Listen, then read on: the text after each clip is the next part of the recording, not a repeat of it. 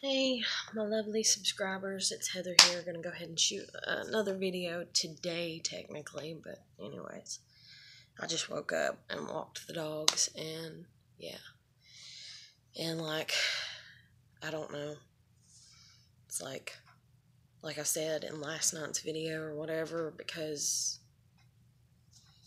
of everything I said, because I mean, in truth, that's my truth. And there's even more to that, like past lives that I remember and stuff. And I don't even want to get into it because they didn't last that long. And I can remember family connections ever so slightly. I mean, just the basics, like the mom and sister and the mom and dad. Um, and then I can remember even further back in some instances, because it's like I can see glimpses of things. And that's the reason sometimes it's like I think I'm more old school than like other people, is because I think I've been like reincarnated several times and stuff. And I don't think I've always been a female in every instance.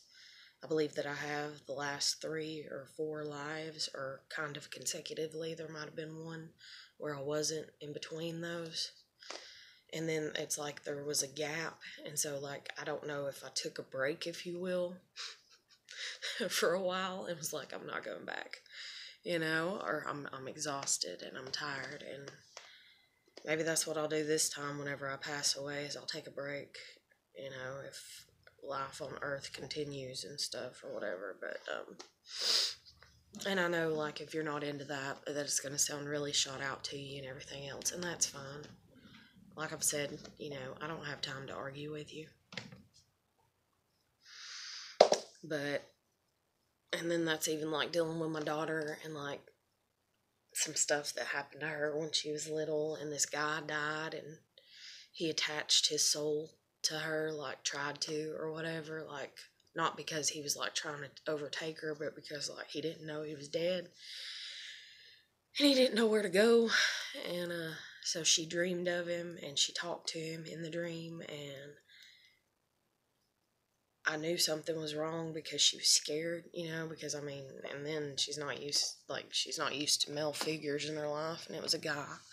And whenever he left, if you will, like, and she didn't even wake up. She was asleep the whole time, but she was like tense. And then whenever he left, her body just went limp. And I was like, okay, she's back to sleep like normal, and I just laid her down. And I prayed to God, and I was like, thank you, God, for not letting him attach her, himself to her. So that way she's, having to carry that around, that energy with her and stuff and everything. But it's like, I had to be like, you're dead, you passed away, and all that, like, and stuff. And then I seen things that I asked to see, and then if you've watched where I talk about Stephen, who committed suicide, and about how that just devastated me, and that just drained like the life out of me to a degree, and that's the reason like I passed out when I was crying over him. And then he came to me in a dream to let me know that everything was okay, and that he wasn't like mad at me at all, because I thought he was mad at me, because I'd like failed him, I felt like. But anyways, maybe I'm not an earth angel, and maybe that's just normal human things for people that are spiritual. I have no idea.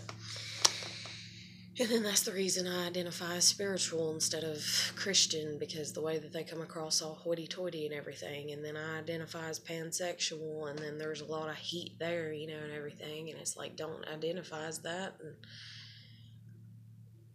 supposedly it's a sin against God and all this and everything. And I'm just like, no, it's really not, I mean, it kind of is, for as far as the sexual side of it. And, and having a sin, but like I said, there's sins of choice, and so on and so forth, and so everybody chooses their sin. And even if I were an angel, and I was, reincarnated several times and sent back to Earth several times to help and things, or to just help guide or any type of mission or whatever and stuff. It's like I'm still in human form, I'm still in a human body, and so I still have to live by the human conditions. And that's the thing, is like you're conditioned. And that's like, even right now I'm sitting here and I'm like, okay, gonna get boxes, go ahead and start packing and get ready to move out, because my grandmother, she's like, oh, I'll give you $100. $100 is not gonna pay my rent. If I stay, and even if I'm like, oh, I'll just wait on taxes and pay the late fee, it's a hefty kind of late fee for somebody that's on the poor side of society. It's a $75 late fee. And I'm not like 100% certain to do this, just like I wasn't 100% certain to say what I did last night. But I kind of feel like it's the right thing to do, is to just go ahead and kind of, I hate to say it in this context, but just give up. Just give up and go to living back with my grandmother and put all my stuff in storage or sell it, and not even really worry about getting my daughter back right now at this point in time. Because if I go live with my grandmother, then I'll see her occasionally whenever, and then they'll be more inclined maybe to even bring her and drop her off, to let her like spend time with her dogs, even if I have to stay like locked up in the fucking bedroom or some type of shit. I don't know what the hell the deal is, but they really fucked up my human life, if you will, in many instances, because the amount of negativity that people allow to dictate their human life and stuff. And it's like, I was out walking my dogs and I'm just like, God, I'm so screwed, and then I'm like, but I'm not. But I'm screwed for as far as like human standards and stuff. And even, I could go back and stay with my grandmother and eventually save up the money to move back out again, possibly, if God sees, and allows me to be benefited that way and everything.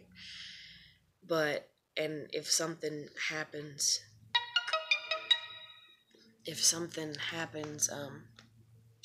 anyways, I'll ride her back. For as far as that and stuff. And like I stated in yesterday's video, the human body, it can only go through so much, and stress and stuff like that. And I've been sitting here for a long time, and it's like, I feel like I'm sick, is the best way to word it. And I hate even saying that. Oh my God, do I? Because I don't want to be sick, I don't want to, and I don't mean sick in the head, but it's my body, it's just, I've been walking around on a busted ankle, and it's fucked up my leg and my hip and my wrist, and then I grew up in a household where everybody smoked. And then my grandfather had cancer. My aunt has cancer. I fell and hit, my eye, because I tried to kill myself when I was like 7 or whatever. And it's like, and I have headaches behind that eye. And somebody might be like, see, that proves that you're crazy and there's something wrong with your brain and all this and everything, for as far as like, mental disorder and shit like that. And it's like, no, it's like, if something's wrong in behind my eye, it's because I fell and hit, and I did it on purpose, and so I fucked up my own body. And then, in all honesty, the anger and the regret of trying to do that and everything, because I had the option to die and go back whenever I did die, and I didn't choose to stay. I chose to return. And then even at that, the reason I had the febrile seizure is because my father basically let the devil control him, I guess is the best way to word it. And that sounds really fucked up, especially if you're not somebody that believes in shit like this and everything. But, I mean, when I was little, my mom done come home and found him strangling me when I was just a few months old. And she told my aunt about it and nobody else. And then my aunt, just to be mean and malicious because she was mad at me, is like, oh, well, your dad didn't even, and this is what he did to you. And this is the aunt that has cancer now and has had it for like 10 plus years and been fighting it and shit. And, anyways, sorry, like, I'm really stressed out, and it's really a lot to take in and take on and everything.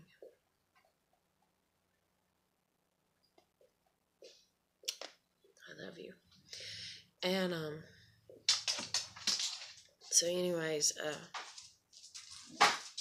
when I was 3 and I had the febrile seizure, my mom had to leave me with my dad, and I didn't want her to leave me with my dad, but I thought I'd be okay. I thought it'd be alright. And I'm supposed to be getting Tylenol around the clock to keep my fever down because I've been running a fever for like 2 and 3 days. And at this point in time, I could done tell time because I had learned from my granny. She had taught me how to tell time. And then I guess you could say that I kind of remembered how to tell time too, a little bit from my past life. So it was easy for me to catch on to it, and stuff or whatever. And so I'm sitting there, and whenever it's time for my medicine, I'm telling my dad it's time for my medicine. He only gave me my medicine once when he was supposed to have given me my medicine like 4 or 5 times that day. Or at least 2 or 3 more. So, yeah, 4 times. And, so, I was getting on to him, but, I mean, I'm 3, so, I can't really get on to him because he'll bust my ass, And so I'm just like, isn't it time for my medicine? And he's like, no, you'll be fine. You're all right. You'll be fine. You're all right, And I'm like, I feel hot, and I'm like, isn't it time for my medicine? He's like, no, you'll be fine. And I remember when he looked at me, and he literally looked like a demon, I mean, is the best way to word it. And he looked at me like he wanted me dead, is the best way to word it. And even though it may not have been him, and it may have just been the evil and the negativity, if you will, and stuff, I knew that he wanted me dead, is the best way to word it. It's like I done knew. And so I was just like, okay, I can't do anything. I'm 3. I don't have it, and nobody was there for me to turn to. It was just me and him until my grandmother got home. And when my grandmother got home, I was laying in front of the TV, in front of the console TV, and I was so dehydrated because my fever had spiked so high that I could not even function. My body could not function. You might be like, oh, well, if you're an earth angel, I'm going to go on with you, but, or something like that. Well, why can't you do these miracles, and stuff like that and everything? And that's the thing is, if you could, which I'm not even certain if you could, but it's only going to be that you can do for other people. You can't do for yourself. You have to have others that want to take care of you. And concluding, my family was very neglectful in certain aspects and very abusive in others. It just hasn't worked out. And it hurts me. And I'm sitting here and I'm like, okay, I gotta move back. And I'm dreading it. Because I know how it's gonna be. Because I know she's going to bitch. I know she's going to complain. I know she's going to say things. And I don't know. I don't know if I'll be able to mentally handle it until I am able to get myself back together and get out and try again. Or if I'll be able to handle it, and just kind of move on, with it and let it slide until something happens, whatever the future holds, or if I'll end up committing suicide just to get her to shut the hell up. Because that's what suicide is. Suicide is when you feel trapped and there is no escape. And people are like, oh, but there's always an escape. No, there's not. Suicide is you wanting to be able to go to people and you tell them you're hurting, or you tell them that you're frustrated, or you tell them that you need them, or that you need their help, or that you need them to behave a certain way, or you don't even tell them because it is an expected behavior for as far as kindness and genuineness. And that's even like, I don't really want to use that as an example though. But that's even like dealing with Jason. When I went over that night, I just needed a ride home. And even though I adored that he cuddled me, I really do. I don't adore that he was trying to have sex with me, and then on top of trying to have sex with me, that he couldn't even verbally state it. Call it my ego or pride there, I don't know. But he couldn't verbally be like, yeah, only if you spend the night and fuck me. Or whenever I got there, him being like, yeah, you can sleep in the bed if you'll fuck me, and like giving me a respectful option, and then I could have been like, well, I'll just sleep in the floor then, But he didn't do that. And that's fine, that's him. He lives his life, he makes choices, and I live my life and I make choices. But I believe as an earth angel, we are sent here to allow people to do what they want to. And we try to influence them to make better choices by just being in their presence and allowing them to be. And that's even like my husband Casey, the poem that he wrote me, he's like, in the poem that he wrote me, he's like, your advice is always listened to, but you always say it's your choice, baby. Something like, may it come what may, or something like that, like that. I always, and I did. Every time he did anything, and every time he asked me, what do you think?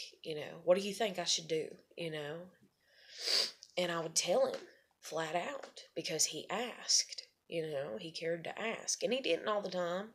And there's times, because I'm human, there's a human side, But I think my human side's about dead because I think my body's about to give out. But I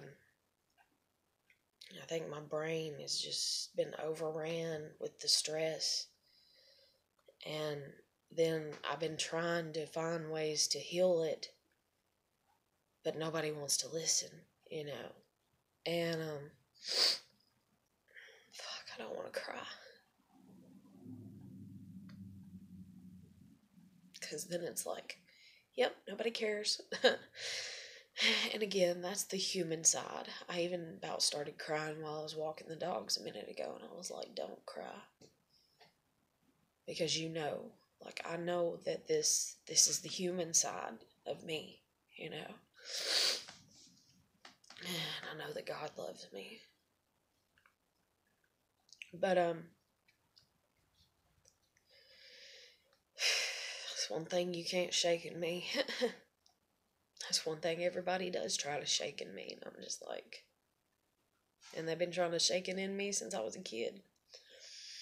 But so my husband, whenever we was together, he'd be like, tell me what to do, or what's your advice? And I give it to him, and he'd be like, I don't agree, or I don't like that, or I don't think that's right, or I think I should do this. And I would just look at him and be like, okay, well, you make your choices. It's your choice. I'm just giving you advice. And it's like, a wife, you know, and it's like thinking back to Abraham and all that, and, you know, and the sayings of, you know, wives are behind their husbands, you know, behind every good man is a good woman, you know, and all that, and everything. And like I've said, you know, people speaking things over the centuries and the years, you know, and speaking life into things, and, you know, and if a bunch of people have said that, then, yeah, then behind every good man is a good woman, you know. And then, you know, some people have taken that and been like, yeah, because they had a good mom that raised them. And so you have the ones that have good moms, and you have the ones that have good wives and girlfriends or whatever. And then you have the ones that even are like, you know, the little daughters sometimes that are like, yeah, you know. But, so back to the febrile seizure that I had when I was a kid. My dad, it's even hard for me to say that because I've done detached so much. But my dad, uh, uh, he refused to give me my Tylenol. And I remember him doing that. And so I'm laying there on the floor whenever my grandmother got there, and I couldn't even get up. I couldn't stand. I couldn't walk. And I'd been walking at least probably since I was like 1.5, I guess. And I didn't crawl unless I absolutely had to, you know. And I remember, or unless I was playing, and I remember I had to crawl over to her, and it took every ounce of energy that my body could muster up to crawl over to her as she's sitting on the couch. And she picked me up and she hollered out at him, you know, and she's like, this baby's on fire, you know. And she's like, well, when's the last time, you know, you gave her Tylenol? And he's like, and right there, she done knew. She done knew that he had picked to be cruel to me. Because she done knows his cruel side. She done knows the demon that, you know, has harbored inside of him since, you know, like he was little and everything. And so, you know, like, and that's the reason she's so passionate about her son and her sons when her other son was alive. And she's like, oh, you know, and what is it? I'd still love them even if they killed somebody, and all kinds of things that she said and stuff. And that's noble and honorable because of a mother's love, but it's bad when you are not doing something to try to correct something that you see wrong in your child. Then you are not doing your job as a parent. And then, even in me saying that, I could be contradicted, you know, whatever, as some may see it, because some may see, you know, me as being crazy and be like, well, your parents need to tell you that you're crazy and have you locked away and put in the, you know, put in the funny farm, you know, and everything. Oh my God, that fucking song. Sorry. Because I was trying to think of a word, and there's this song I listened to that was a long time ago, and it's like, ha ha ha, we're off to the funny farm, you know? And that's just wrong. But, I mean, people can think what they want, and that's just even like, what is it, Kennedy, wasn't it? I think it was his sister that they locked away and they ended up doing a lobotomy on. And the wife, you know, or his mom could never forgive the father, you know, for doing that to the kid. Because that's the breakdown of everything. That's the breakdown of everything, in all honesty. It states in the Bible, the world cannot handle the truth. So when people have came and tried to speak truth, the world has turned against them. The world has persecuted them. The world has locked them up and done all this and done all that. And then I can sit here and say this, and there are people that'll be like, whoa, you know, and they'll be like, whoa, she snapped. Whoa, she snapped under the pressure. Whoa, she's lost her mind. Whoa, this and that and everything else. And it's like, think what you want. I don't have time. I don't know why I keep feeling inclined to say that, but I don't. I think it's just my body is really wore out, and unless something happens, it's not going to get any better for as far as my life experience in this, generation, in this time and stuff. But, so anyways, sorry.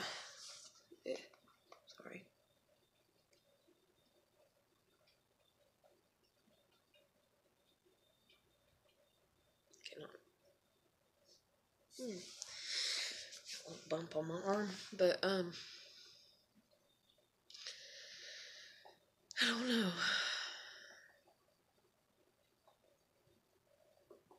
It's like I'm a lost cause. Not because I want to be, and not because I don't try, but because nobody believes in me, and nobody ever has. And I feel like even saying nobody ever will.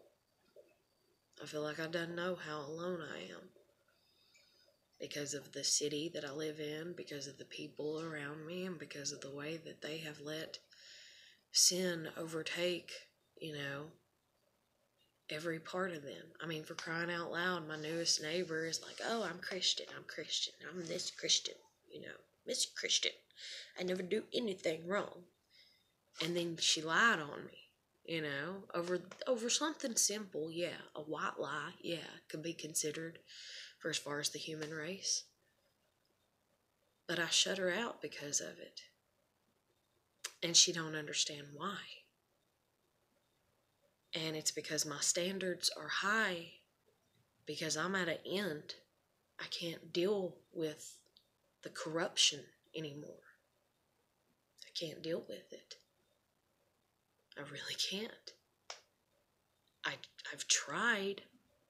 I've tried for a really long time. And in my 2 previous past lives, I didn't even make it to 10. So I think I'm doing pretty damn good this time around.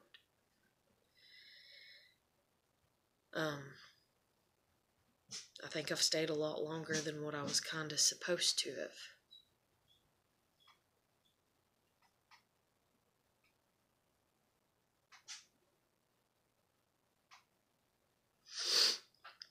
But,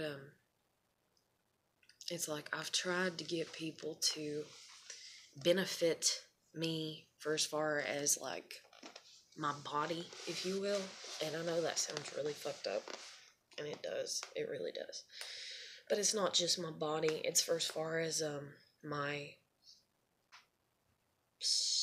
status, I guess. I don't know. And what I mean by that is, if you're doing good in life, and you have a good reputation, then it makes you feel good.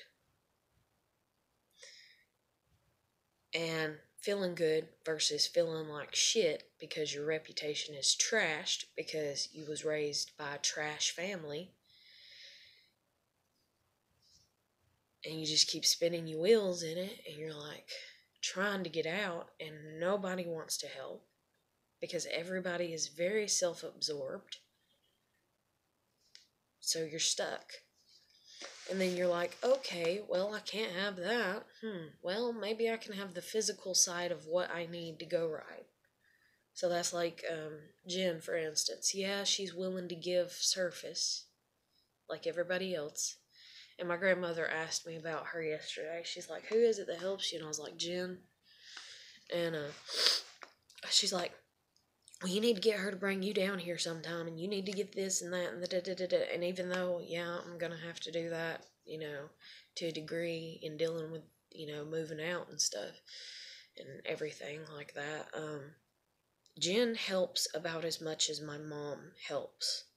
And I don't mean that as an insult, but Jen helps when she wants to. Jen doesn't help when it's needed.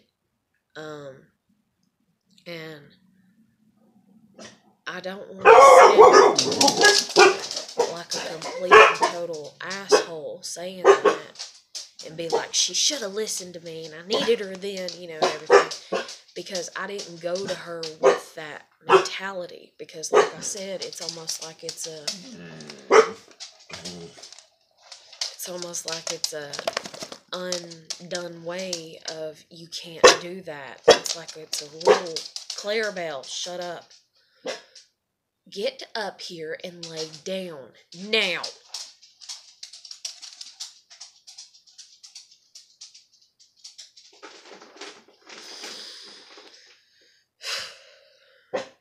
Hush.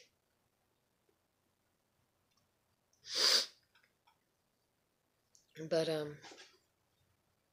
anyways, it's like it's a rule. Sorry, that just distracted me.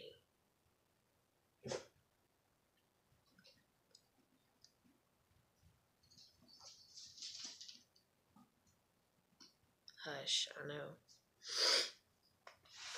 She hears the squirrels in the fucking attic. But,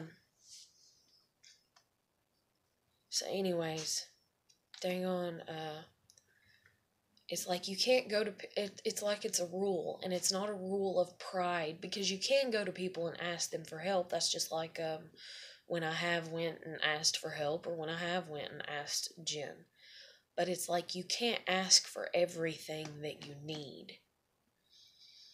Because you have to, like, it's like you have to read the person. And you have to kind of figure out, you know, you have to be able to get their help, I guess is the best way to word it, without it being a pressure on them. Without it being something that you're kind of even somewhat pressuring them into. And even though I might even do that a little bit with Jen to a degree, because I have to. It's not because I want to, and it's not because it's the right way for me to go about things, but it's like, you know, a little bit of, like, survival to a degree.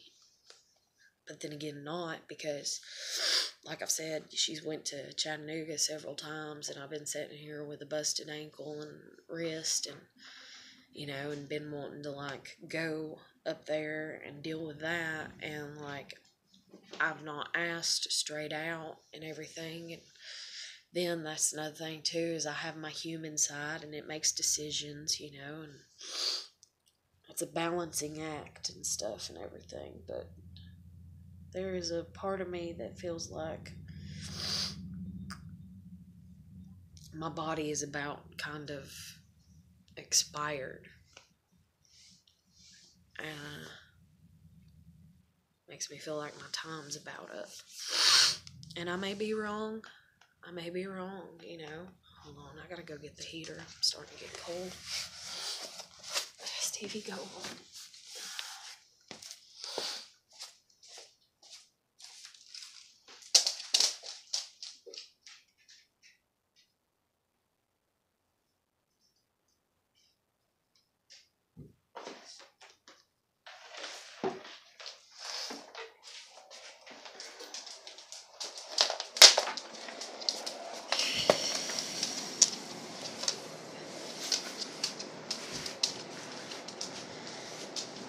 Clarabelle, please, for the love of Jesus.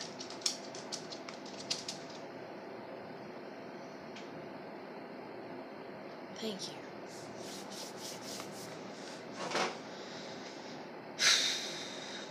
I'm getting really antsy because of other energy interfering, if you will.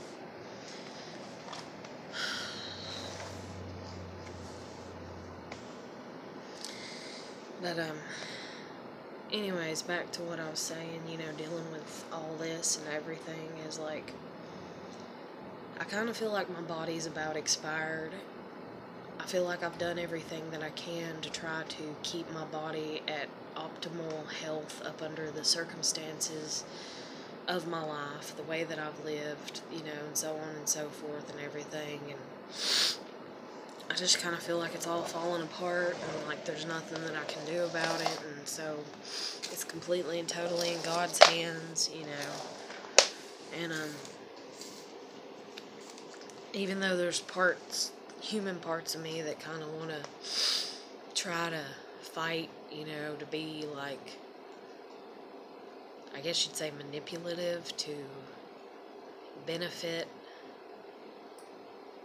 my well-being for as far as bodily speaking or whatever. It's like, I don't know. I'd just rather go ahead and go on and kind of pass away, I guess. And that sounds really fucked up and everything, but I believe the body can heal itself, and that's another thing too, is your beliefs in your mind affect your body. And I believe the body can heal itself, but for the body to heal itself, stress, like, if you're under stress, it's not going to heal itself, and it's only going to get worse. And my life, this human life, has been nothing but a roller coaster of one stress ball after another, just shit being thrown at me. And, I don't know. I just sit here and I keep going back to Jason for some reason. Stevie, please, I'm trying to not fucking sneeze.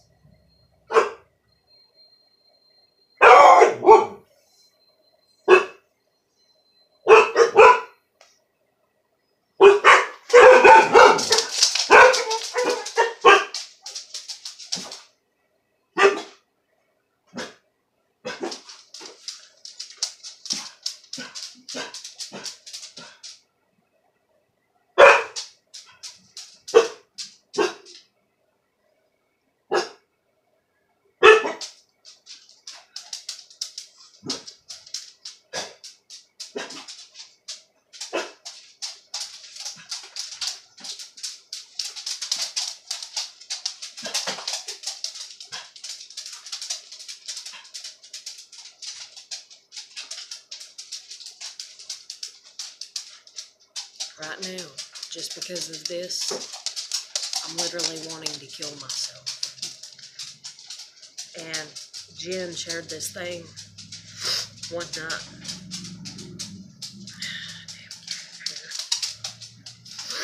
Where it's like something goes wrong in your life, and then you're just like, oh, God hates me.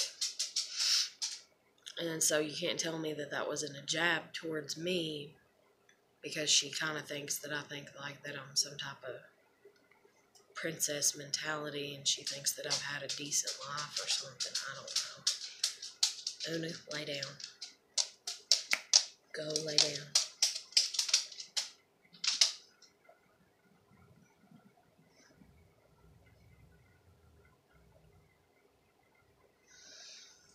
But,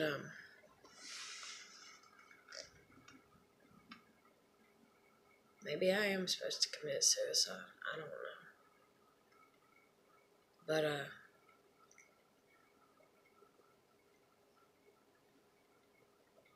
so dang on, she shared that to me one night where it's like, oh, everything's great, and everything's wonderful, my life's great, and then something goes wrong, and then it's like, God hates me. And she don't believe in God, so when she shared that to me, it's a jab towards me and my faith dealing with God and everything. And I would rather commit suicide because I believe in God than give up on God and the beliefs that I have hardwired dealing with God and dealing with the body can heal itself if it's given the opportunity to, and if it's put in the right environment, and stuff like that, and everything.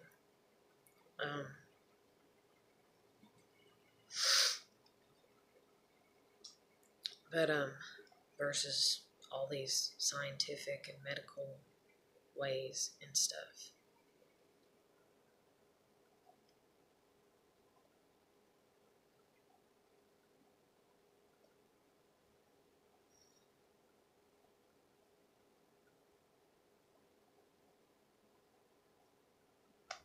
I don't even know if I'm going to go to work right now. I ain't even going to lie.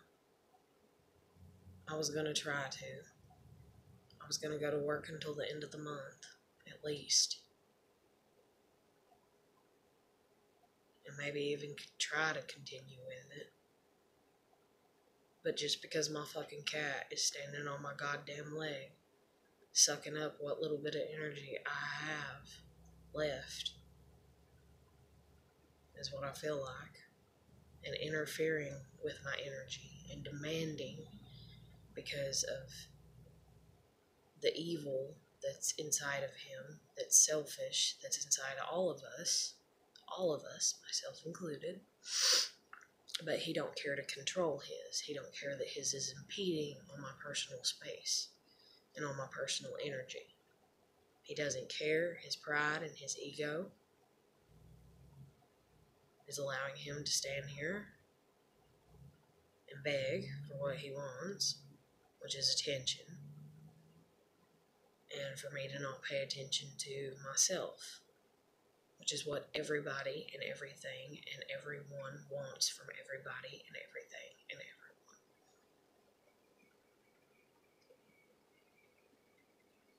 And now he's stepped down, and he looks like he's pondering, like, oh shit. But he still is debating on begging for attention.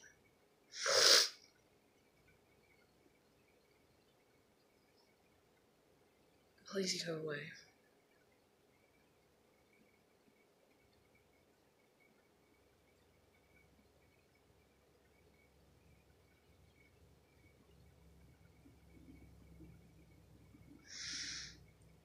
Okay, I don't even think I'm gonna go to work.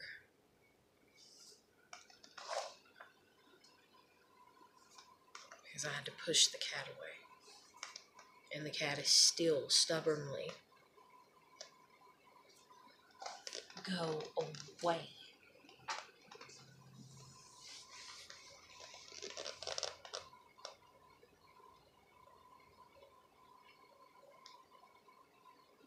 See, that's where we're at with life, is everybody has to fight.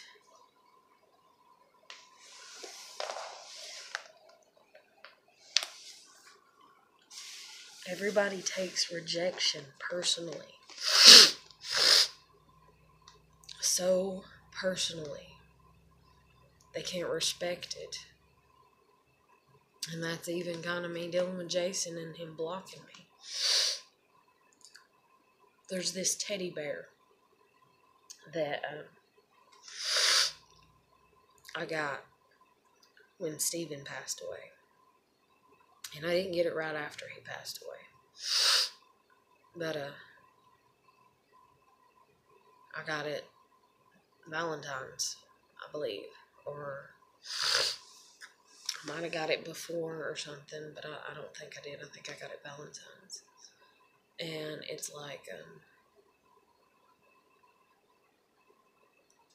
like its vibrational energy, if you will, spoke to me, is the best way to word it. Because it's just a regular stuffed bear. It's gray. Jen seen it the other night, and she's like, that looks like the original Winnie the Pooh. But,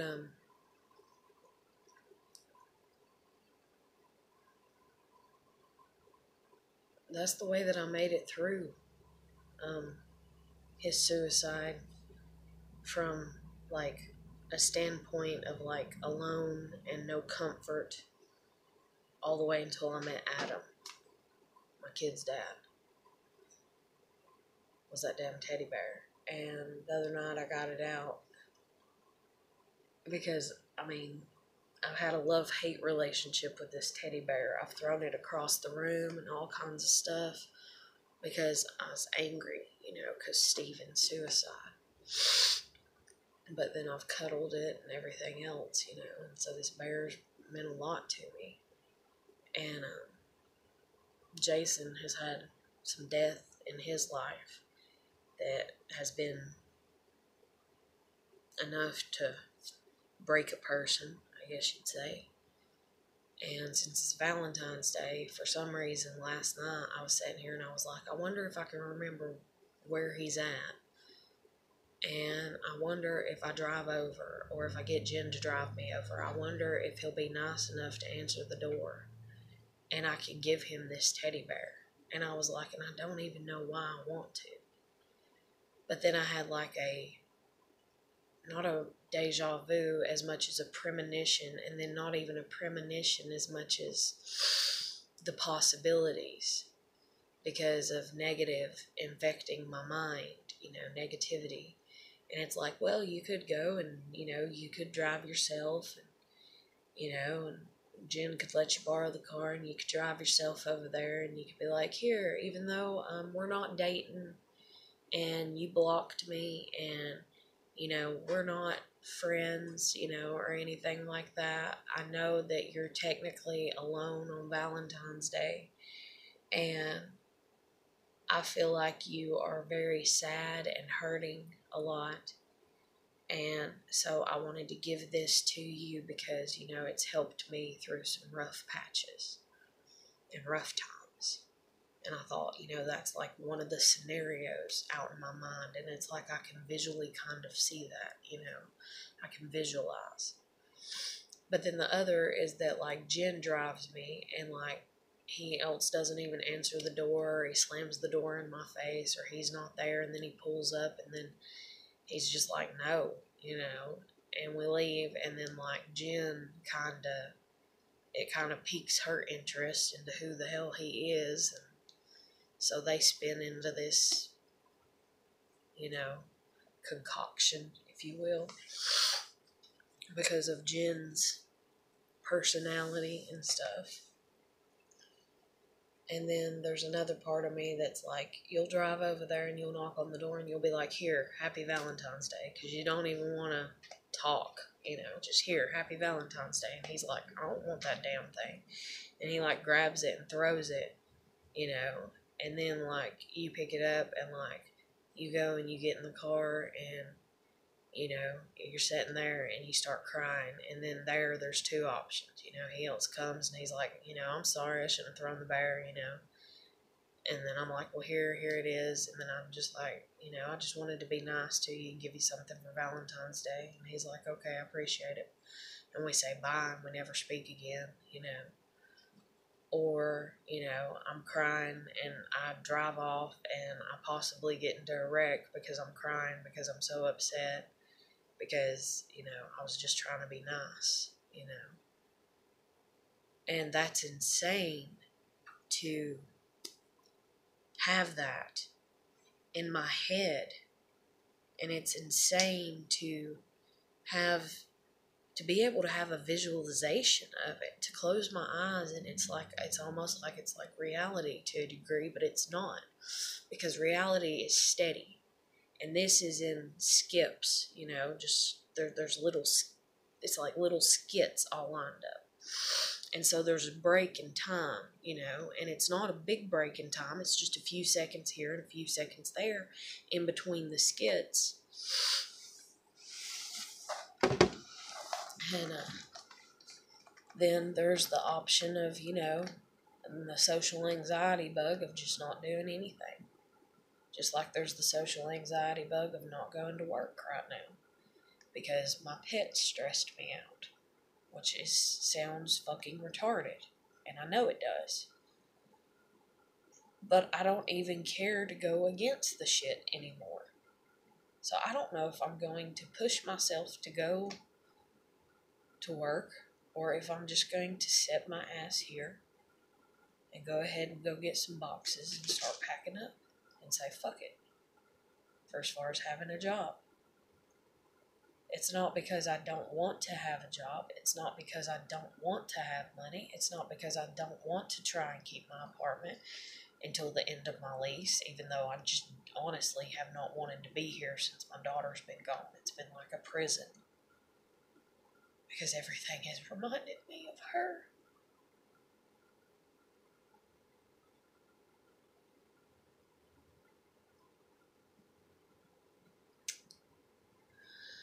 But I've just been really broken. And the body can only take so much.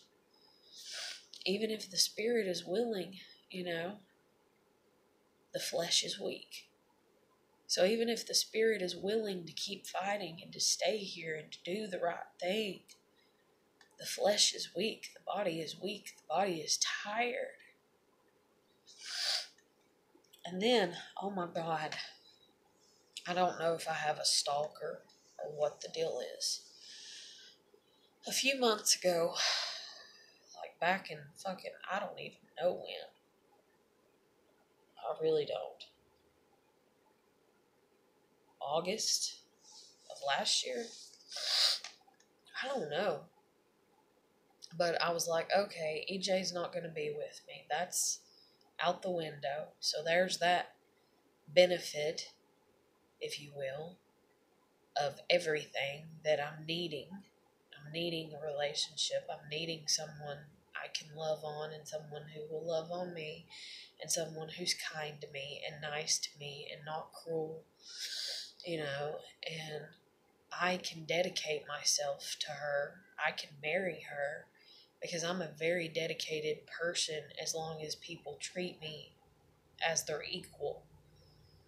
And so she was unwilling to do that. So I'm sitting here and I'm like, okay, well, maybe I just need a cuddle buddy. Maybe I just need somebody to cuddle with. And this is like even dealing with Jason 2.5 years ago. I was like, okay, let me try the whole, normal society and everybody has a fuck buddy. And I tried that, and Jason denied. He backed out because he didn't believe it was me. And so I'm like, okay, let me try the whole cuddle buddy thing, and like I tried to find, I got on this site that's supposedly for people that just want to cuddle. And even at that, I've known about shit like that for a long ass time. They have what is called cuddle parties.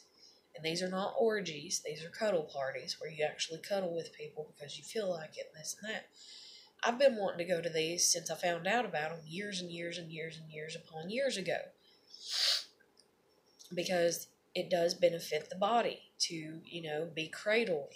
And concluding I came from a family that was not too much into that.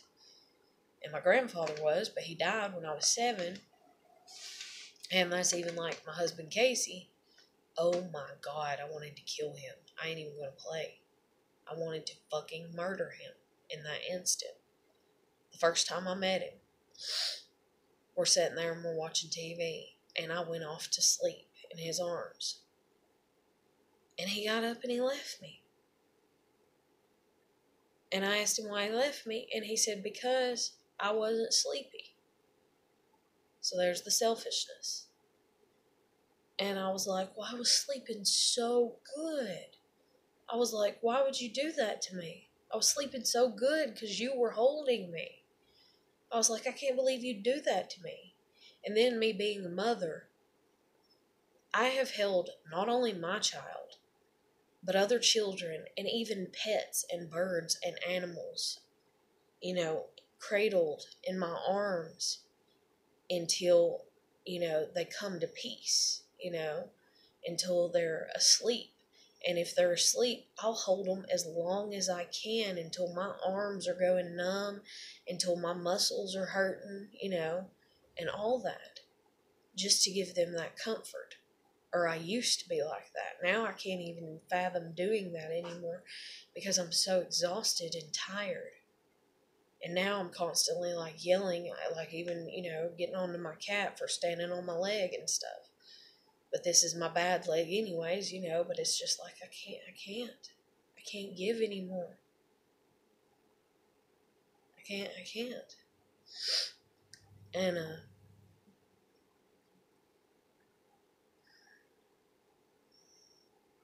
my God, I'm fixing to start crying. Because there's part of me that wants to be like, Jason, could you have just cuddled me and let me sleep? Could we have just cuddled each other and went to sleep? And actually went to sleep? And like, I ain't even gonna lie, I know, like, I got a rotted tooth back here and all kinds of shit. And then I got stomach problems because of stress and everything. And because I was supposed to, just all kinds of shit and everything. And I turned over to face him at one point in time. And he's like, turn back over. And I'm like, no. And I thought to myself, oh shit, that was kind of mean, And I was like, damn. And then I was like, well, whatever. He'll have to get over it. And I was like, if it's my breath, I'll try to like kind of keep my head down and everything. And he still like rested his face, like, up against mine, you know, and I felt like the scruff of his cheek, you know, up against my head, you know, like, and everything, and, like, but because I was, like, anxious, nervous, and I was like, oh, God, I probably am pissing him off. Oh, shit, you know, this ain't gonna be comfortable for him, probably. He feels like he's uncomfortable. Like, I'm trying to read his body cues and his body language. And other than having to hear over the mess of, you know, he just wants to fuck and he just wants to have sex, you know, it's like trying to overhear over that to how he would be comfortable cuddling so we could go to sleep. And then it's like, okay, it's all a facade, you know, and he doesn't cuddle in his sleep.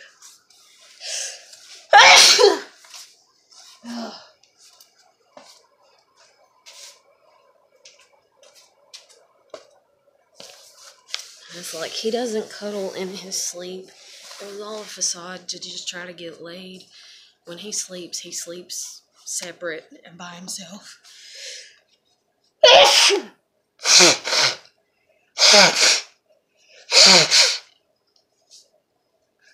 And then as long as he's been single, and hell, as long as I've been single, and then that's the thing too, is I've never had a man that's home every day to even get used to having somebody even in the fucking bed to a degree. And I mean, I had my kid when she was here, and I have the dogs when they sleep in the bed with me, but for as far as like somebody cuddling me, I don't know what the fuck that feels like, and it would take getting used to, you know, but it's something that I would honestly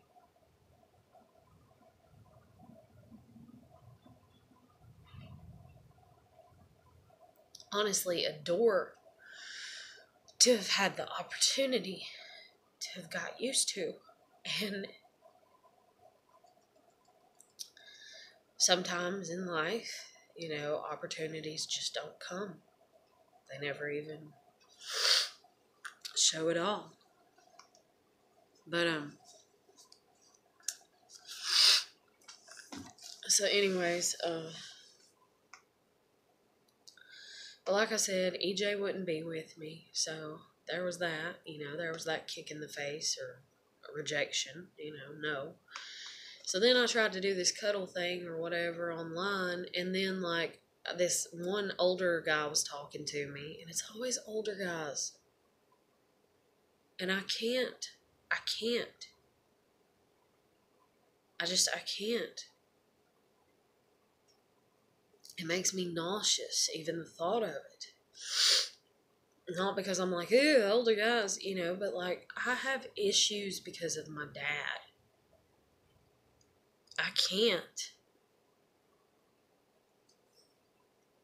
And I can't endure the shit that, you know, would come with any type of situation like that. I can't. It's like I know where my limits are, you know, and I know myself, and I always have. But so anyways, this older guy got to talking to me, and he's like, "Oh, I'd love to, you know, come and cuddle you and this and that." And he's like, you know, where do you live? And I just told him like the city I live in, and I told him that I told him that, you know, I lived by myself, but I didn't have a car. And so if we were to, because I was pondering, you know, and I was like, if we were to cuddle, I was like, you know, you'd have to find a way there and a way, you know, back, you know. But I never told him where I lived. I never told him my address. I never anything. And so after that, I was just like, you know, I'm sorry, I can't do this, you know, and everything. I was like, no, I feel uncomfortable. So I got off that website, which I was only on there for maybe 2 weeks or a month. And so I completely deactivated my account and everything. And about 2 weeks later, I came home from work one night, and that's the thing too that probably gave away like key wise, you know, where the fuck I'm at and stuff, is I was like, I walk to work, you know, and stuff. But, and this guy's a truck driver too, so who knows? Maybe my husband Casey trying to be some asshole or something. But,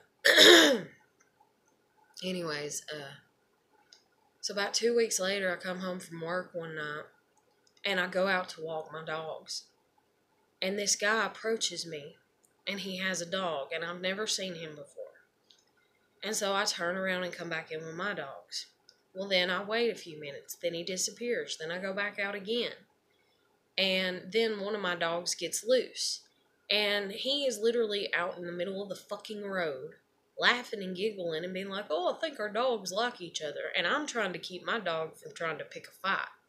Because she's chasing this dog, and this dog's just going around, you know, in its leash and circles and stuff.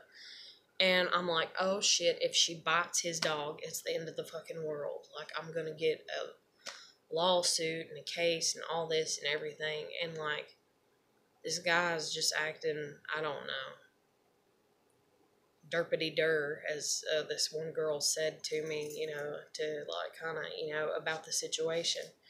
And so I ended up grabbing my dog and having to carry her back in. So then I go out again later, and he comes out again. So then I go out, and I have this plastic pellet BB gun. I have a real BB gun, you know, and so on and so forth and stuff. But I'm like, maybe if I go out here and just show that I'm a decent shot with a fucking, you know, fake BB gun, you know, maybe he'll kind of get the hint. You know, but I'm also angry because I was tired that night. I just wanted to come home and go to sleep because I had to get up and go back into work. So I literally just wanted to walk my dogs, strip down, climb into bed, and then wake up, walk my dogs, and then get in my work uniform and go to work. That's what I wanted to do. No eating, no showering, no pissing and shitting even if I had to, because I was that damn tired. Because this is when they had me working all 3 shifts during a week. Because I would work like 2 nights night shift, you know, 2 days morning shift, and then 1 afternoon, you know, and it was just insane. And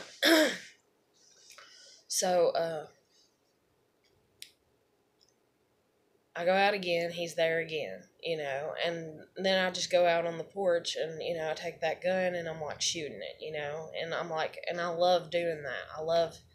I've never been able to go and do target practice anywhere, but it is such a stress reliever. It is so fucking nice. Oh my God, is it? And I don't know, there's something about pulling back on a handgun. I don't know. I fucking adore it. But, so I'm out there and I'm shooting it off.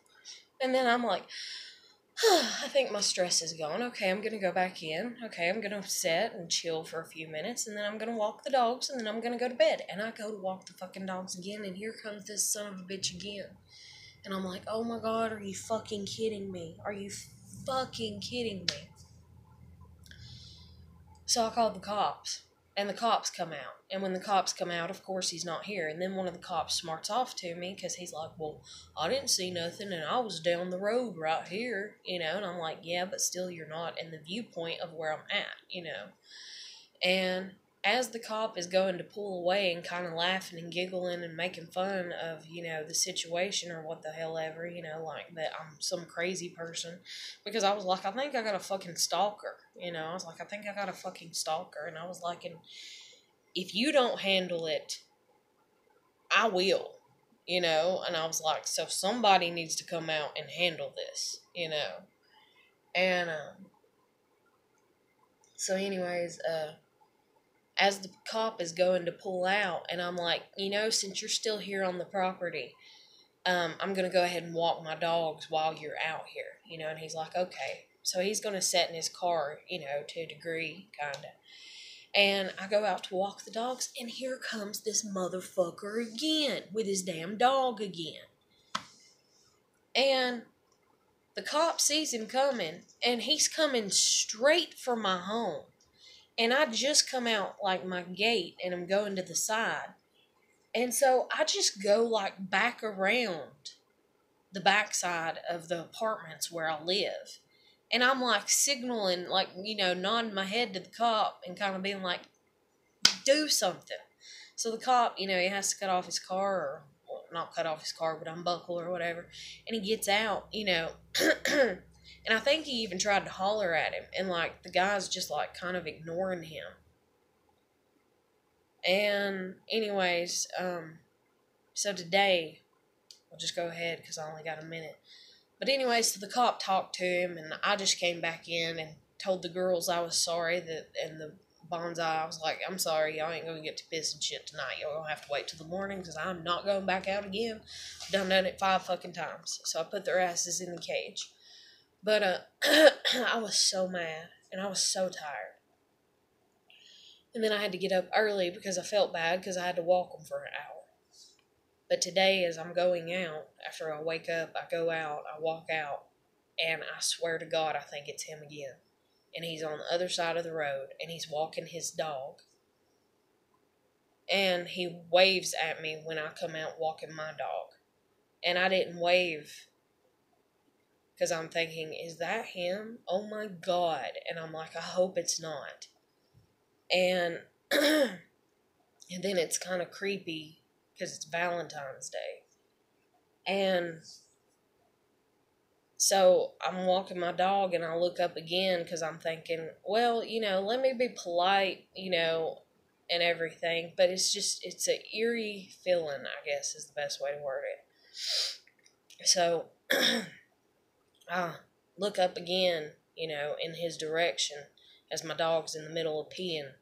And he waves at me again, and I just waved at him. And then I'm thinking, don't even, don't even come talk to me, don't look at me, don't nothing, because I will call the cops on you so quick. It'll make your head spin. I will go inside. I will, no. But, so there's today's video. I don't know what the hell I'm going to do about work or anything, but I'm going to let you go, and I'll catch you later. Bye.